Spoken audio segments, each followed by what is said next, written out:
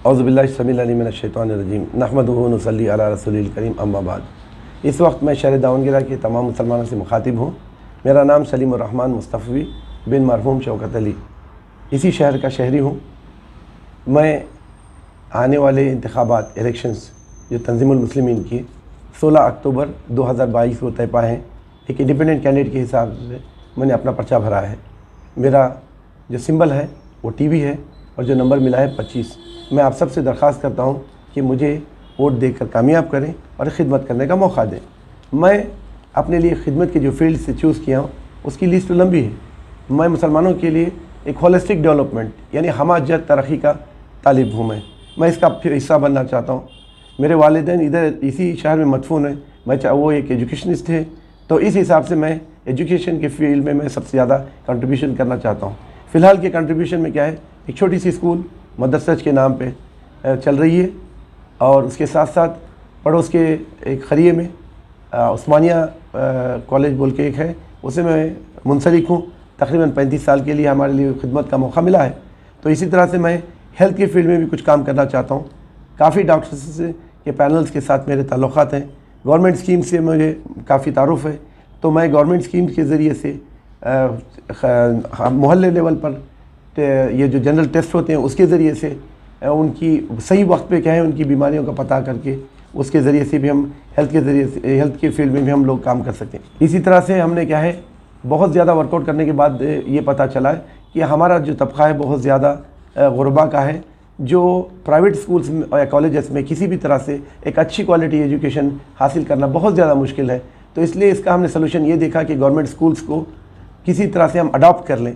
Government की अपनी policy है, गवर्नमेंट की अपनी पॉलिसी ये है कि बच्चे पढ़ें, लेकिन मुश्किल ये बात है कि इंफ्रास्ट्रक्चर सही नहीं। अब अगर हम इंफ्रास्ट्रक्चर की बात करते हैं तो वहाँ पे तादाद कम है।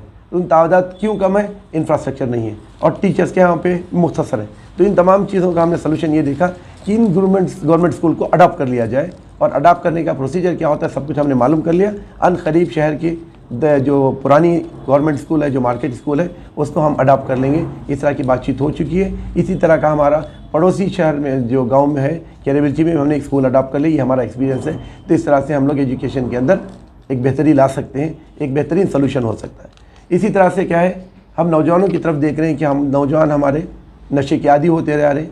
इसका हमने पान बार गुटखा उससे आगे की चीज़ों तक मुलविस हैं। जब हमने इसके बारे में सर्वे किया तो असल में दो चीज़ें हमने देखी कि एक तो एजुकेशन ड्रॉप आउट। इस बार का सर्वे का रिपोर्ट ये है कि 24,000 स्टूडेंट्स जस्ट SSLC में ड्रॉप आउट्स हैं। तो इनका क्या होगा मामला, तब ये आकर ना आकर कुछ कारोबार कर सकते हैं, ना आगे तालीम जारी ना रखने की वजह से इनको कोई अच्छी पोजीशन भी नहीं मिल सकती। तो इसके लिए अभी हम 3-4 काम कर सकते हैं। एक तो एजुकेशन को हम कंटिन्यू करा सकते हैं, उसके लिए हमने बैतुल माल का निज़ाम को कैसे इंश्योर कर सकते हैं, उसके लिए फ़ंड्स कैसे मुहैया कर सकते हैं, इसके हमने ये किए। तो मुझे बैतुल माल के बारे में बता दूँ मैं आपको, तो हमने वक्फ बोर्ड के जो इस वक्त के चेयरमैन साहब हैं उनसे भी मेरा डिस्कशन हुआ है, और भी कई लोगों से हमारा जब डिस्कशन हुआ है, तो फंड्स तो हैं अवेलेबल, लेकिन क्या वो अमानतदार हाथ हैं जो इन फंड्स को रिसीव करके जो लोग मुस्तहिक उन तक पहुंचाने के लिए वो लोग वचनबद्ध यानी अपने आप को उसके लिए इंश्योर करेंगे। इस बात का डाउट होने की वजह से भी फंड्स नहीं मिलते हैं। जब हमने इन नौजवानों की हालत देखी, हमने कुछ लोग नौजवानों से हमने मिला, तो जो हमें मालूम पड़ा कि वो ये ड्रॉप आउट्स के कई रीज़न से, एक तो फीस का सबसे बड़ा ये मामला था, घर के चैलेंजेस हैं। इन तमाम का देखने के बाद हमें कुछ नतीजे पे पहुँचे कि कुछ बच्चे जो अभी हाल फिलहाल में ड्रॉप आउट्स में उनको किसी तरह से वापस हम इंश्योर करेंगे कि वक्फ बोर्ड की एक स्कीम के ज़रिए से हम एक मुहिम चलाएंगे कि वो बच्चे 1 साल 2 साल के अंदर जो ड्रॉप आउट्स में उनको दोबारा स्कूलों में दाखिला दिलाया जाएगा। और मैं इस चीज़ के लिए फ़ंड्स वगैरह के लिए भी पूरा पॉलिसी प्रोग्राम बनाया हूँ मैं। और इसी तरह से जो वक्फ बोर्ड के चेयरमैन साहब से भी हमारी डिस्कशन हुई है, और दूसरे स्कीम्स भी हैं जो नेशनल लेवल तक भी जाती हैं। माइनॉरिटी फंड्स के अंदर से भी जो ड्रॉप आउट्स बच्चों के लिए फिर दोबारा से भी उनको एजुकेशन के अंदर लाने के लिए मुमकिन है। इसी तरह से हम लोग क्या है एक बैतुल माल के निज़ाम को हम कायम करने की सोच रहे हैं, जिसमें बूढ़े, बेवा और बिन ब्याही बच्चियों की शादियों का हम इंतज़ाम कर सकते हैं हम लोग। तो उसके लिए क्या है, और नौजवानों को हमने क्या है इस्ताब्लिश करने के लिए उनके बिज़नेस के वगैरह के लिए एक छोटे फंड से, मान लें कि दावनगिरी में अगर 2.5 लाख की आबादी है तो उसमें कम से कम के 50,000 मर्द तो कमाते होंगे। 50,000 मर्द अगर रोज़ाना 5 रुपये तंजीम के अंदर जमा करेंगे, सिर्फ 5 रुपये, तो उसके तकरीबन 75 लाख रुपए महीना हम जमा कर सकते हैं। अब ज़रा बताएं 75 लाख रुपए के अंदर हम लोग कितने लोगों को दे सकते हैं, वो जो स्मॉल बिज़नेस। मालूम है शहर की क्या हालत है। 1000 रुपये का अगर कोई एक ठेला चलाने वाला, गाड़ी फ्रूट बेचने वाला हो, तो उसको 1000 रुपये लेना है तो 900 रुपये सुबह लेता है और शहर में 1000 रुपये देता है। तो इस तरह के बहुत सारे लोन सब हम, ये जो संगा की लानत है, इसको हम दूर कर सकते हैं। तो बहुत सारे फ़ंड्स अवेलेबल हैं, हमें मालूम नहीं हो फ़ंड्स क्या अवेलेबल हैं बोल के, सेंटर में क्या अवेलेबल है, लाने के लिए न होने की सूरत में हम उन तमाम चीज़ों से क्या है, अगर मैं कराना बोलता हूँ, वंचित हैं। तो अगर हम लोग कोशिश करके वो फ़ंड्स को यहाँ पे शहर की तरफ डाइवर्ट कर सकते हैं।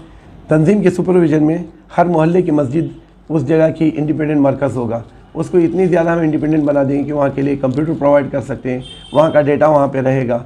तो उसमें जो भी ज़रूरतमंद हजरात होंगे उनकी पूरी लिस्ट वहाँ पे रहेगी। वहाँ के जो अहले खैर हजरात हैं और साहिब इस्तिताअत हजरात हैं, उनके ज़रिए से फ़ंड्स कलेक्ट करके मैनेज करा के वहाँ पे काम हो सकता है। इसी तरह से हर मस्जिद के अंदर एक काउंसलिंग सेंटर हो, जिसमें कम से कम 3 काउंसलिंग के लिए उनकी ट्रेनिंग करवाएंगे। कुछ नौजवानों को, कुछ सीनियर लोगों को लेकर हम काम कर सकते हैं। काउंसलिंग 3 सेगमेंट में हो सकती है। काउंसलिंग एक फैमिली काउंसलिंग है, एक मेडिकल काउंसलिंग है, इसी तरह से एजुकेशनल काउंसलिंग हो सकती है। तो ये सारे काम हमें करने हैं। तो इन तमाम बातों के ऊपर मैं अपना इख्तिताम मैं जो करना चाहता हूँ ये है कि आप लोगों को फिर एक बार तवज्जो दिला दूँ। तंजीम ये नुमाइंदा तंजीम है, जो इसके अरकान हैं वो शहर के तमाम अहम तर फैसले जो कि सियासी यानी पॉलिटिकल हो, माशी यानी हमारे इकनॉमिकल फैसले हों, या फिर इसी तरह से क्या है हमारे रिलीजियस माशरत के जो भी इशूज़ हैं वो इसी के नुमाइंदे क्या है इसके फ़ैसले करते हैं। इसलिए इनका आप इंतखाब करते वक्त बहुत सोच समझ कर वोट करें, बड़ी अमानतदारी के साथ वोट करें, दियानतदारी के साथ आपने वोट करने की मैं आपसे दरख्वास्त करता हूँ। बल्कि ज़ाती मफाद से ऊपर उठकर आप लोगों से मैं दरख्वास्त कर रहा हूँ कि आप लोग ज़ाती मफाद से ऊपर उठकर इनका इंतखाब करें। याद रखिए कि वोट देना एक मामूली बात नहीं है, एक शहादत है कि हम जिस बंदे का हम इंतखाब कर रहे हैं वो बंदा इस काबिल है कि वो अपनी ज़िम्मेदारी को अच्छी तरह से निभा कर वो सबका फ़ायदा पहुंचाने के लिए कोशिश करेगा। इस तरह से मैं अपनी बात को और आगे बढ़ाते हुए मैं इसको यहीं पे मैं इसको ख़त्म करना चाहता हूं। दोबारा मैं आप लोगों से अपील करता हूं कि आप लोग मुझे इस इलेक्शन में पूरे सपोर्ट के साथ मुझे मुंतखब करें, मुझे खिदमत करने का एक मुझे मौका दें। इस दरख्वास्त के साथ मैं आप सबसे इजाज़त चाहता हूँ। व आखिर दावाना अनिल हम्दुलिल्लाहि रब्बिल आलमीन वस्सलातु वस्सलाम अला सय्यिदिल अंबिया वल मुरसलीन नबीना मुहम्मद व अला आलिहि व सहबी अजमईन इला यौमिद्दीन।